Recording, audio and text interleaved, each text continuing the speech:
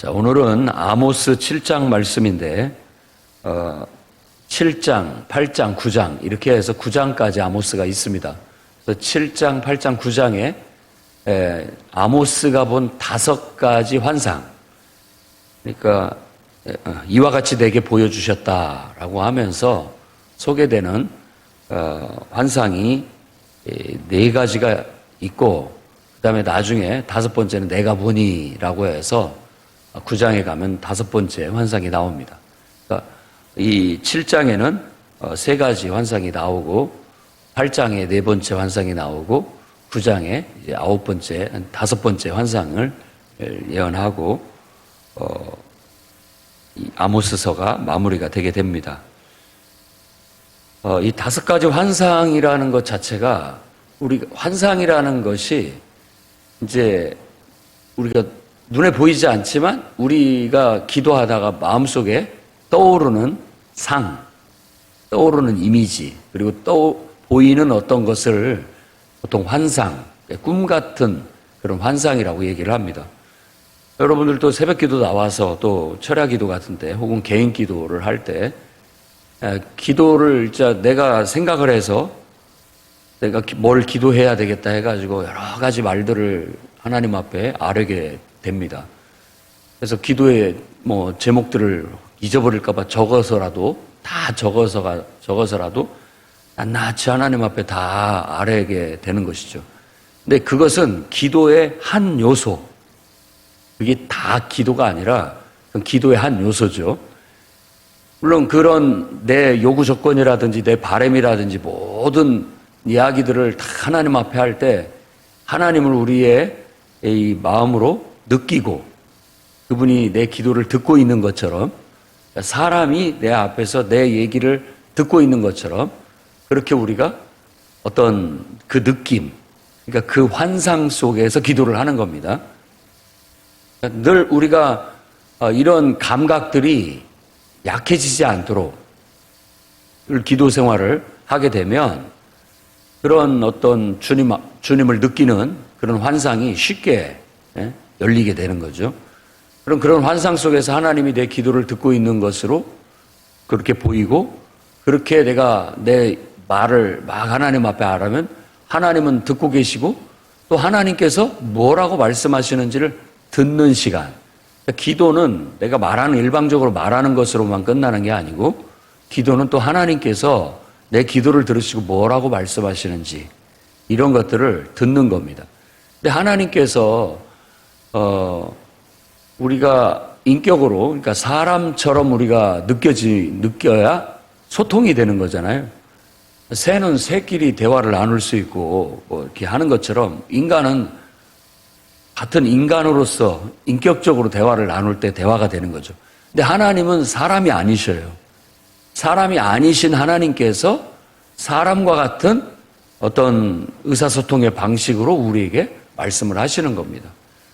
그런데 하나님이 우리가 이렇게 얼굴을 바라보고 사실 그분은 영이시기 때문에 딱히 없지만 사람처럼 우리가 느끼기 때문에, 사람처럼 말씀하시기 때문에 그분의 얼굴을 환상으로 볼 수 있고 그분이 말씀하시는 소리를 들을 수 있는 거예요. 성경에도 그런 하나님을 보거나 느낄 때 얼굴이 불꽃 같고 눈이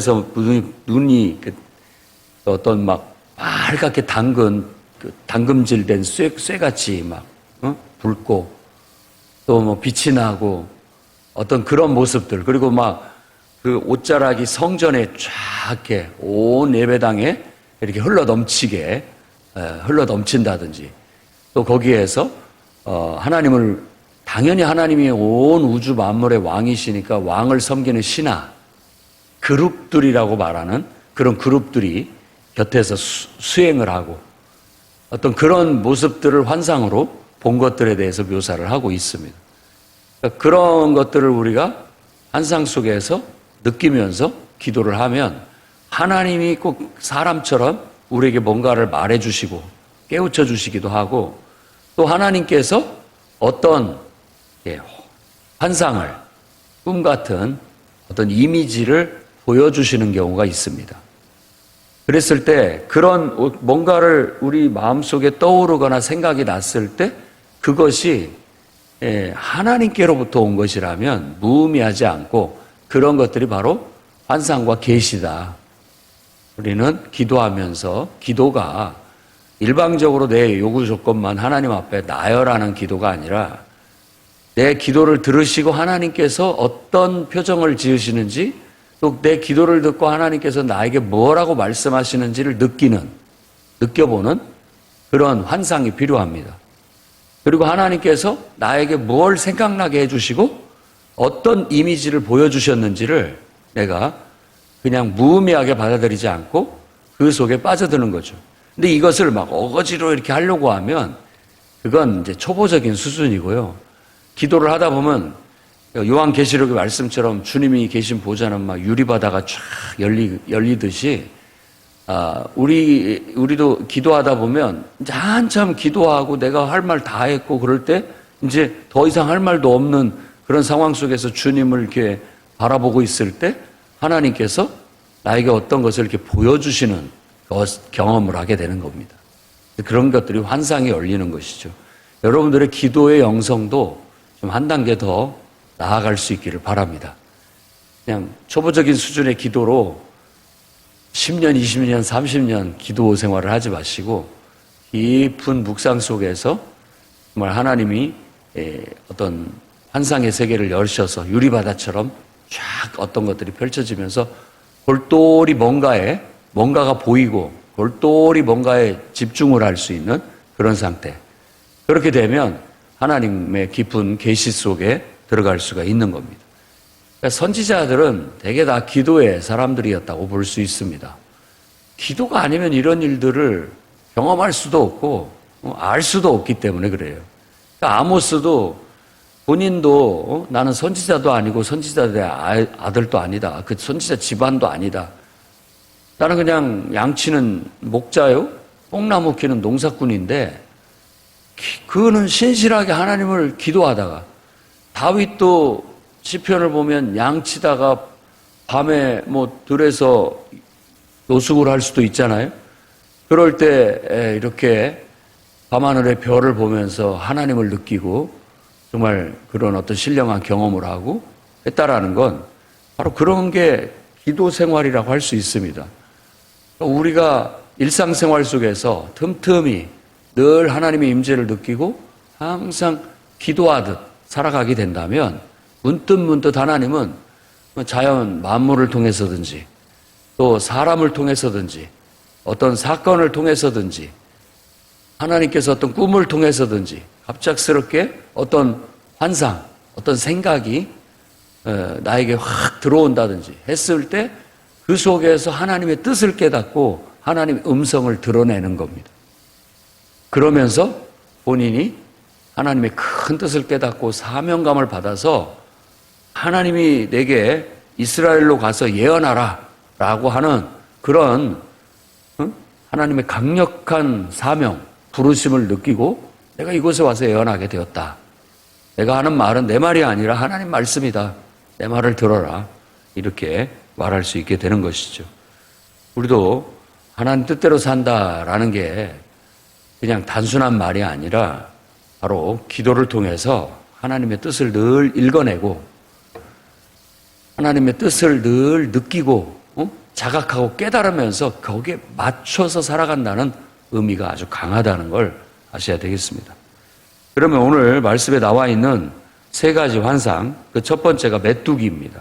그러니까 맨 먼저 하나님께서 아모스에게 기도하는데 보여주신 것이 왕이 이 들의 풀을 다 뱄어요. 풀을 벤다라는 것은 그 풀을 이제 어떤 양떼나 우리가 소떼를 먹일 때 그 풀을 베가지고 먹이는 그 의미가 있고요.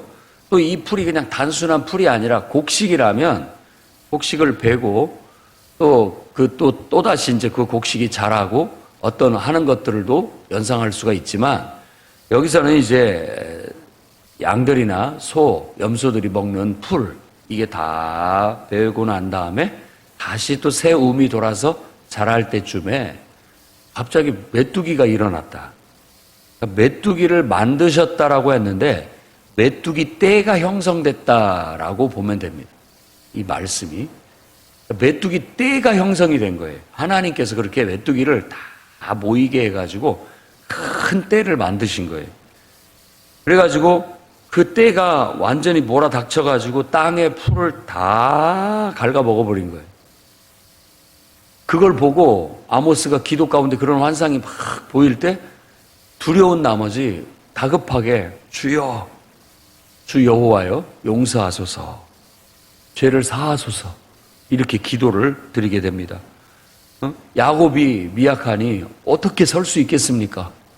하나님 앞에 간절한 마음으로 기도했을 때 하나님께서 그 기도를 들으시고 뜻을 돌이키셔서 메뚜기 떼가 온 땅의 풀을 먹지 못하게 그런 일은 일어나지 않게 하셨다라고 말하는 겁니다. 하나님이 이 땅에 임하실 재앙을 보이시는 거죠. 그 다음에 또 기도하는데 또다시 자기에게 보이신 것이 이와 같다라고 말하는데 이번에는 하나님께서 명령하시는데 불을 부르시는 거예요. 불을 부르시자 그 불이 바다를 삼키고 육지까지 먹으려 했다라고 그렇게 환상 속에 보았다라는 겁니다.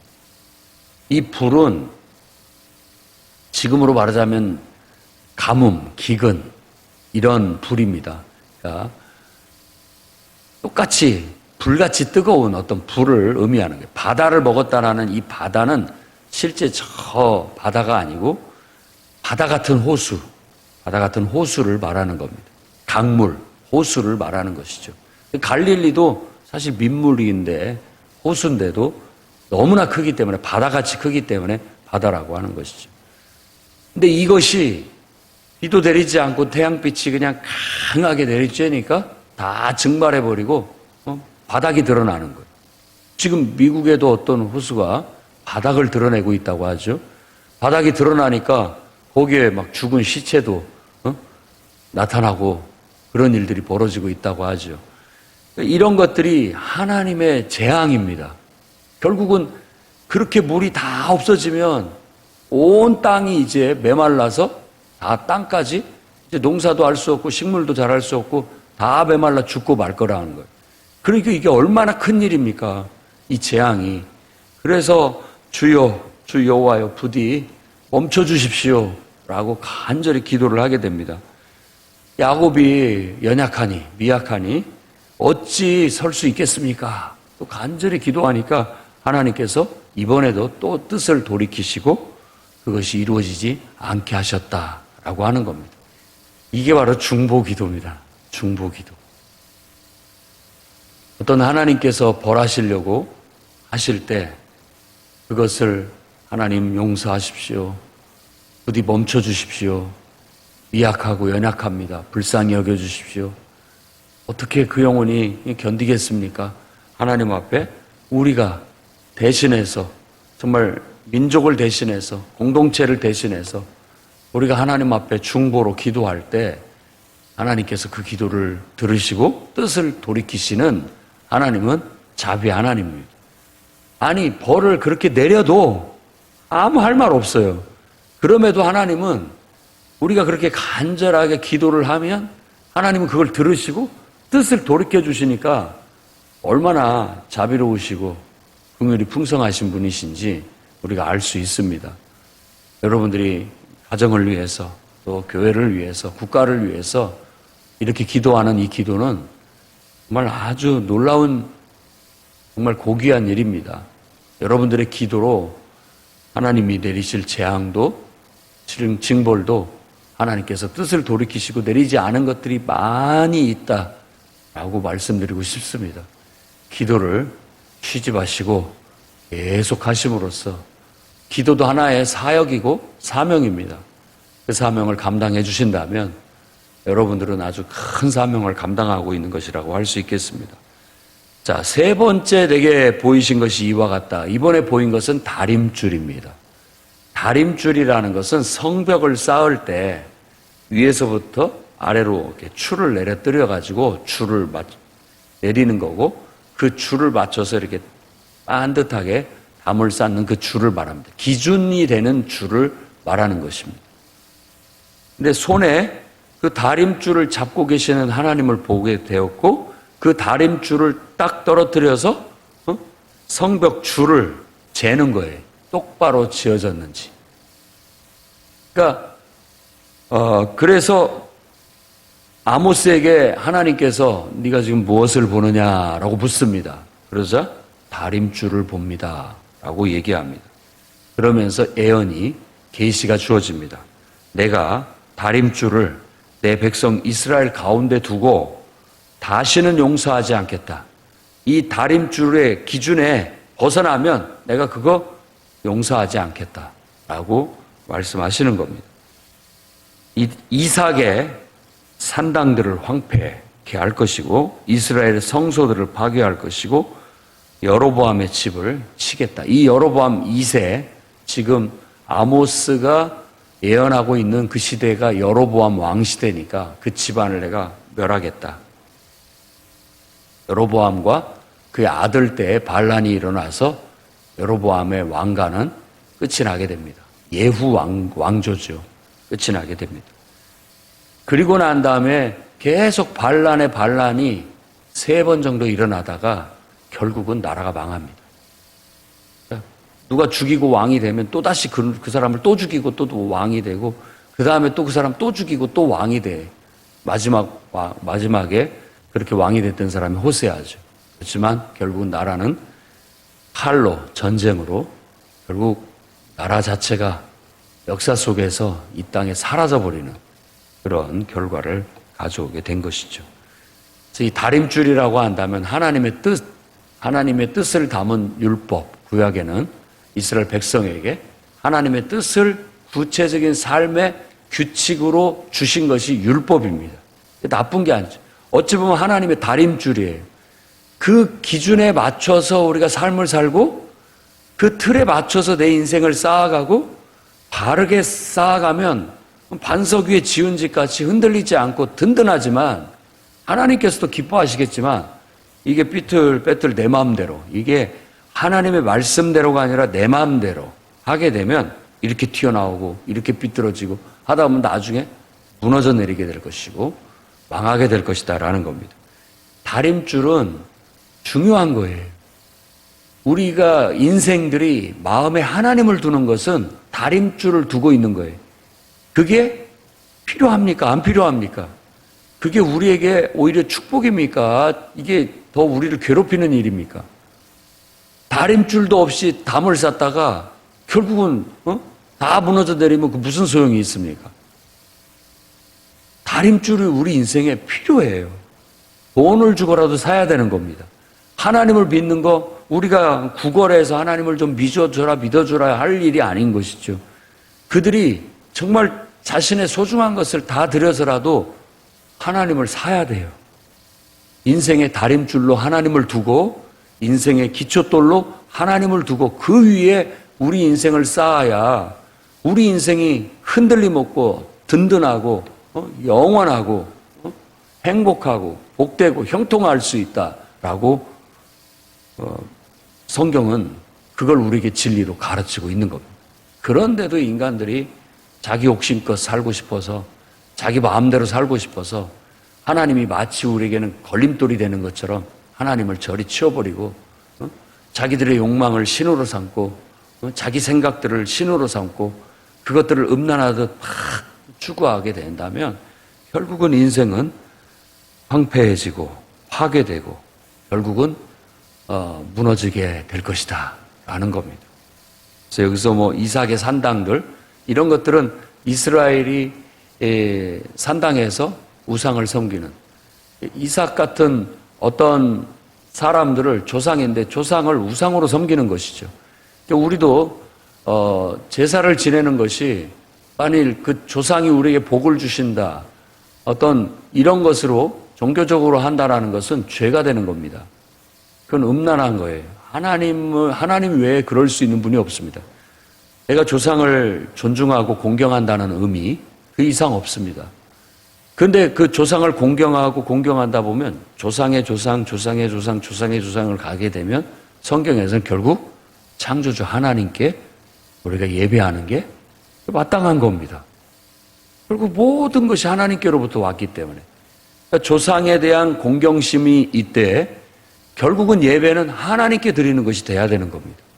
그래서 조상을 기억하는 것이고 그분들을 존중하는 것이고 기억하는 것이고 예배는 하나님께 당연히 그렇게 드려야 되는 것이죠. 그런데 인간들이 그걸 잘 몰라요. 하나님을 없애버리고 그냥 우리 조상 이삭 뭐 이런 식으로 해서 마치 그렇게 하면은 이삭이 복을 주는 것처럼 그렇게 생각을 하면 이건 황폐해질 겁니다. 그리고 이스라엘의 성소들이라고 하는데 그런 식으로 여러 가지 우상들을 만들어서 하나님인 것처럼 섬기는 그런 것들 다 파괴되게 될 것, 파괴시킬 것이다. 그리고 그렇게 잘못되게 지도하고 있는 여로보암의 집 왕가 결국 무너져 내리고 더 이상 이 땅에 왕통이 이어지지 못하게 할 것이다 라고 말하고 있는 겁니다. 이런 말로 하나님께서 환상을 보여주시사 아모스는 이 본 거 그대로 가서 외칩니다. 막 메뚜기 떼가 이 땅을 다 갉아먹게 하나님이 하시려고 했는데 기도해서 하나님이 그것도 하지 않았다. 또 막 온 땅에 불, 태양이 내리쬐고 기근과 가뭄이 와서 온 세상이 말라 비틀어질 뻔했는데 그렇게도 하나님께서 하실 수 있는데 우리가 기도해서 하나님께서 그걸 뜻을 돌이키고 하지 않으셨다. 하지만 하나님께서 다림줄을 띄셨다 이제. 이 다림줄에 튀어나온 것들은 다 하나님께서 벌하신다고 했다. 이스라엘을 봐라 지금 이삭의 산당들 이스라엘이 그 음란하다 섬기는 모든 그 우상들을 봐라. 다 이 다림줄에 걸려서 다 그거 하나님께서 황폐케 하고 파괴시킬 것들이다. 정신 차려라. 깨달아라. 이스라엘의 왕조 여로보암의 집 왕가 하나님의 다림줄에 완전히 걸려서 이것도 다 무너뜨려야 될 왕조다라고 그런 식으로 얘기를 합니다. 자, 정말 모든 통치자들, 권력자들은 그런 게 있습니다. 자기를 건드리면 가만두지 않습니다. 그래서 10절, 17절에는 이제 베델의 제사장이라고 하는 이제 어떤 베델에 금송아지를 두었기 때문에 이 금송아지가 바로 우리를 이 땅에 이끄는 여호와 하나님이시다라고 그렇게 하고 금송아지 앞에 와서 제사를 드리는 겁니다. 예배를 드리는 거예요. 그러니까 광야에서 아론이 했던 일을 하고 있는 거예요. 아론이. 모세가 율법을 받으러 시내산에 올라갔을 때, 십계명을 받으러 시내산에 올라갔을 때 밑에서 백성들이 야 불안하다 라고 하자 모세는 뭐 산에 갔는데 언제 올지도 모르겠고 살았는지 죽었는지도 모르겠다. 우리가 섬길 신을 달라 해가지고 그러면 금붙이 가져와라 해가지고 녹여가지고 만든 게 금송아지였는데 그 똑같은 것을 베델에다 놓고 그 다음에 그러면은 거기에 이제 제사장들이 있어야 될 거 아니에요? 원래는 모세 율법에 따라서 레위 지파가 제사장이 돼야 되는데 아론의 후손들이 제사장들이 돼야 되는데 없잖아요. 그러니까는 거기에서 모집 공고를 내 가지고 특별하게 훈련을 시켜 가지고 제사장을 만들어 버렸어요. 그 중에 하나가 아마샤였습니다. 아마샤가 아모스의 이런 공중에서 시장에서 설교하는 소리를 듣고 왕 앞에 가서 아모스를 고발합니다. 아마샤 이야기가 선견자야. 선지자라고도 하면서 선견자라고도 합니다. 선지자는 선견자는 본다는 의미가 강하고 선지자는 깨닫는다. 하나님의 뜻을 읽어내고 하나님의 뜻을 듣는 것에 더 초점을 둔 용어입니다. 내나 똑같은 말이에요. 근데 여기서는 지금 환상을 통해서 계시를 받았기 때문에 선견자, 환상 얘기를 하기 때문에 선견자라고 얘기하는 겁니다. 유다 땅으로 돌아가라. 도망해서 가라. 가만두지 않겠다. 이러다 너 죽는다. 유다 땅으로 도망가라. 가서 거기 가서나 예언해라. 응? 어디 여기 베델에 와가지고 예언을 한단 말이냐. 예언하지 마라. 여기는 왕의 성소고 여기는 나라의 궁궐이다 라는 식으로 아모스에게 가서 쏴붙이고 예언을 하지 못하도록 방해를 합니다. 그러자 아모스 나 선지자 아니다. 선지자 아들도 아니다. 나 양치는 목자요 뽕나무 치는 농사꾼이었다. 그런데 하나님께서 나를 찾아오셔서 내게 이와 같은 계시를 주셨고 이렇게 내게 말씀하셨는데 이스라엘로 가서 예언하라 라고 말씀하셔서 내가 와서 예언을 하고 있다. 그러니 너 여호와의 말씀을 들어라. 이렇게 엄하게 얘기를 하는 겁니다. 네가 듣지 않는다면 네 아내는 창녀가 되고 네 자녀는 칼에 죽고 너는 더러운 땅에서 죽고 네 땅은 다 빼앗겨서 남이 가져갈 것이고 이스라엘은 사로잡혀 가게 될 것이다. 고 예언하게 되는 겁니다. 하나님 말씀을 전한다는 건 그런 겁니다. 하나님 말씀은 내가 내 말을 전하는 게 아니라 하나님이 내게 깨우쳐 주신, 내게 보여주신 계시의 말씀을 전달하는 겁니다. 그러니까 사람의 말로 들으면 그건 사람의 말이 돼버리는 거예요. 그러면은 이 아마샤 같이 반응하게 된 거예요. 너나 잘하라 라고 많은 것이죠. 그러나 하나님 말씀으로 듣는다면 하나님 말씀을 듣고 순종해야 됩니다. 그렇지 않으면 거기에 따라서 우리가 벌을 받을 수 있고 재앙이 임할 수 있기 때문에 그렇습니다.